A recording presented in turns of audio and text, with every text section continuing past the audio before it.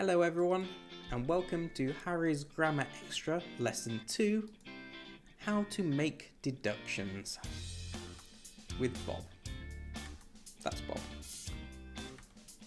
So what is a deduction? A deduction is when we are uncertain about something that happened, but make an educated guess. An educated guess means we look at all the evidence, a bit like Sherlock Holmes when he's solving a mystery, and arrive at an idea based on what we see. Let's have a look at an example with Bob. 10 years ago, Bob was a child. He liked lots of sports. He ate healthy food and didn't use the internet. Bob was very thin. However, now, Bob doesn't play any sports, he only eats junk food, and he spends all day on the internet with his bedroom door closed. The question is, do you think Bob is thin now? So how do we answer this question? Let's look again at the evidence. He doesn't play sports, like me. He only eats junk food, like me. And he spends all day sitting inside his room on his computer, like me. With all this evidence, I can make a deduction in the present and say, Bob must be fat. You know, he doesn't do any exercise, he eats terribly. He sits down all day, he must be fat. There's a lesson there somewhere. Must be means I'm 90% sure that I'm right. So are there any other ways to make deductions? Yes, we can use have or has to. Be, if like must, we're almost sure. We can use 3 other modal verbs, plus to be. If we are less sure, these are might be, maybe, and could be. All of these are about 50% sure. There's not as much evidence, so it's more of a guess. Let's look at another example. It's a broken window. I'm 100% sure the glass is broken. I'm using the present simple, the verb to be, the glass is broken. 90% sure, the owner must be annoyed. If I owned this window, I would be annoyed. 50% sure, the hole could be small. I'm not so sure, the picture isn't so clear.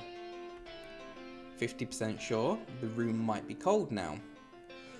I can't tell if it's summer or winter, so I'm guessing 50% sure the room is cold. 50% sure the glass may be part of a greenhouse. I can't quite tell, but it looks like the background is a garden. So what about deductions in the past? When we make deductions about the past, we use the present perfect because the time of all this evidence that you can see is unfinished. We still use the same modal verbs, but the be becomes the past participle been. For example, 100% sure, we say must have been. 50% sure, could have been, or might have been, or may have been. Let's look at the same example, the broken window, using the present perfect to make these past deductions. So same window, I'm 100% sure the glass has been broken. I can see that. 100% sure. 90% sure. It must have been something hard that broke the glass. I'm 90% sure because generally something hard breaks glass, not something soft. I'm 50% sure the glass could have been broken by a child's football. Again, this is one possibility. I'm not so sure. I'm 50% sure the glass might have been broken for a long time. I didn't see it happen, so I don't know. I'm 50% sure the person who broke the glass may have been arrested by the police. Maybe somebody saw him or her and called the police. I don't know. I'm guessing. Here are some exercises for you to try yourself. There's smoke coming from that restaurant. Watch out, the floor's wet. Her belly looks very big. That boy is holding his knee and crying. They are not wearing coats, and it's 7 degrees. Ugh. Oh no, he's dead. You are holding a gun. A man is singing in front of many people. My teacher keeps yawning. Ugh. I'm rubbing her eyes. Pause the video now and try to make some deductions based on this evidence. It's for you to decide if you are 90% sure or 50% sure. Pause the video now. How was it?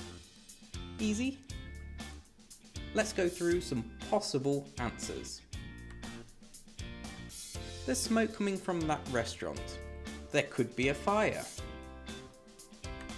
Watch out, the floor's wet. Someone might have spilt their drink.